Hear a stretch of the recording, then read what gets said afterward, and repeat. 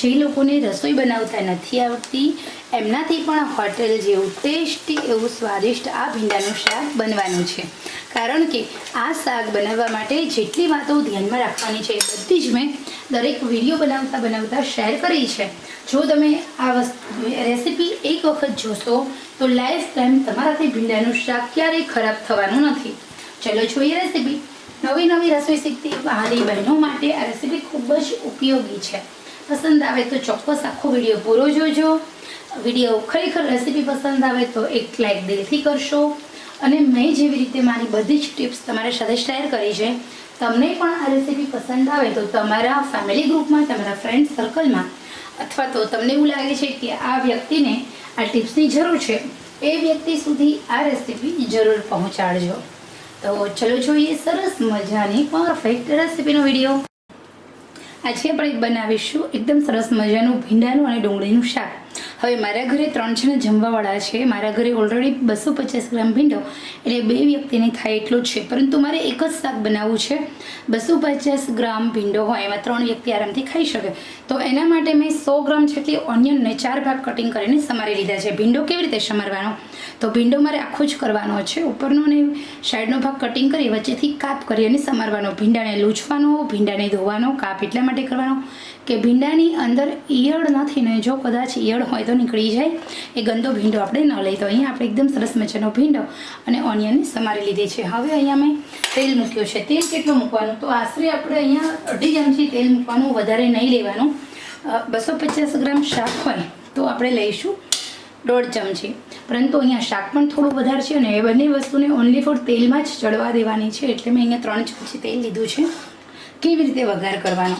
વઘાર કરવા માટે સૌથી પહેલાં અહીંયા તેલ એકદમ મસ્ત ગરમ હોવું જોઈએ. પછી આપણે એમાં હિંગ ઉમેરવાની. હિંગથી આ શાકનો વઘાર કરવાનો છે અને પછી આપણે એમાં ઓનિયન ઉમેરી દેવાની. ઓનિયન કેટલા સમય સુધી ચડવા દઈશું? તો ઓનિયન છે ને એક પેસી છૂટી ન પડે ને 50% ચડી ન જાય ત્યાં સુધી આપણે ઓનિયનને ચડવા દેવાની છે. તેલમાં જ આપણે ફટાફટ એકદમ ગેસની આંચ સ્લો રાખવાની નથી, ફૂલ રાખવાની છે અને ફટાફટ આપણું આ શાક ચડી જશે. થોડી વારમાં તમે જોઈ શકો છો તો આપણે ઓનિયન છે એ એકદમ મસ્ત ચડી જશે. એની એક જે પેશી છે એ છૂટી પડશે. એનો લાઇટ કલર છે, જે વ્હાઇટ કલર છે, એમાંથી થોડો પિંક કલર થઈ જાય ત્યાં સુધી જ આપણે એને સાંતળવાની છે. ઓકે, તો આ જે પ્રોસેસ છે એ કરવી ખૂબ જરૂરી છે. શું તમે ક્યારેય આવું ભીંડાનું શાક ખાધું છે? નથી ખાધું તો નોંધી લેજો, રેસીપી બનાવજો જરૂર. કારણ કે નાના મોટા સૌ કોઈ આ સબ્જીના દીવાના થશે. જે લોકોને ભીંડો નથી ભાવતો એ પણ માંગી ખાશે અને પ્રેમથી ખાશે. અને સાથે જે લોકોને ભીંડો બહુ ભાવે છે એમના માટે તો આ સબ્જી લાજવાબ છે. તમારા ઘરે જો ઓછું શાક હોય અને કદાચ કોઈ ત્રીજી વ્યક્તિને ભળે એવું બનાવવું હોય તો આવી રીતે તમે આઈડિયા થોડા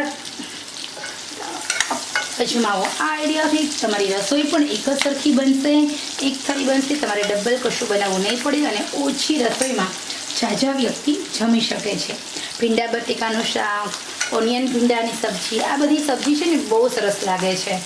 તો હવે અહીંયા આપણે શું કરવાનું છે? આપણી જે ઓનિયન છે એની એક પેસી છૂટી પડી રહી છે. તો હવે આપણે માત્ર થોડું નમક અને હળદર થોડી ઉમેરવાની છે અને પછી આપણે ઓનિયન થોડી ચડે એટલે આપણે એમાં એડ કરવાનો છે ભીંડો. ઓકે, તો સરસ મજાનું ભીંડું ટેસ્ટી અને લાજવાબ ટેસ્ટનું આપણું આ શાક થોડી જ વારમાં બનીને રેડી થઈ જશે. તમે પણ કહીશો કે વાત બેન તમે તો બહુ સરસ મજાનું આ શાક બનાવ્યું. હવે આપણે ભીંડાને ચડવા દેવાનો. ભીંડાને ચડવા દેવાનું કેવી રીતે? ફૂલ આંચે. જો તમે ભીંડાની ગેસની આંચ થોડી પણ સ્લો કરશો ને, લાળ ચડતા વાર લાગશે. ભીંડો તમારો કડક બનશે. ભીંડાનો ટેસ્ટ બિલકુલ નહીં આવે. કારણ કે ભીંડાની અંદર રહેલો પાણીનો ભાગ જો એકદમ બળી જશે તો એની મીઠાશ હોય છે ને બિલકુલ આવતી નથી. હળદરમાં અને મીઠામાં ભીંડાને શું કામ સાંતળવો જોઈએ? આ પ્રશ્ન કદાચ તમને થશે. નવી રસોઈ શીખતી મારી વહાલી બહેનો, હળદર અને મીઠામાં ભીંડાને એટલા માટે સાંતળવાનો, મીઠાથી ભીંડાની તીખાશ એકદમ ઝડપથી ઓછી થાય અને હળદરથી ભીંડાનો ગ્રીન કલર જળવાય. ક્યારેક તમે જો ભીંડો કાળો થઈ જાય, ભીંડો વધારે પડતો અલગ જ કલરનો થઈ જાય, પરંતુ અહીંયા લાઇટ ગ્રીન આપણને ભીંડાનું શાક જોઈને જ ખાવાનું મન થાય એવું બનશે. ભીંડો ચડશે તો પણ એના કલરમાં કોઈ ફેરફાર થશે નહીં. એટલા માટે આપણે એને થોડી હળદરમાં સાંતળવાનો છે. હવે ગેસની આંચ ક્યાં સુધી ફૂલ રાખવાની? ગેસની આંચ 3 મિનિટ સુધી ફૂલ રાખવાની. થોડી વાર સુધી આપણું આ શાક ચડે છે ત્યાં સુધી.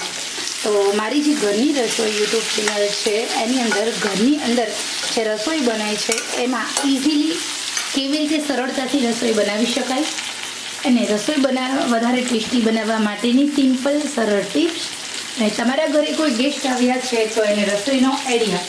મારી રસોઈની અંદર હું કોઈ એવી ઘરની રસોઈ છે રોજિંદા વ્યવહારમાં ઘરમાં બનતી રસોઈ જ હું બનાવીને મૂકું છું, જેના કારણે દરેક નવી રસોઈ શીખતી બહેનો અને ભોજન સમયે જે કદાચ કન્ફ્યુઝ થતી છે મારી દરેક વાલી સહેલીઓ છે કન્ફ્યુઝ ન થાય એના માટે હું રેસીપીના રોજ અલગ અલગ આઈડિયા આપતી હોય છું.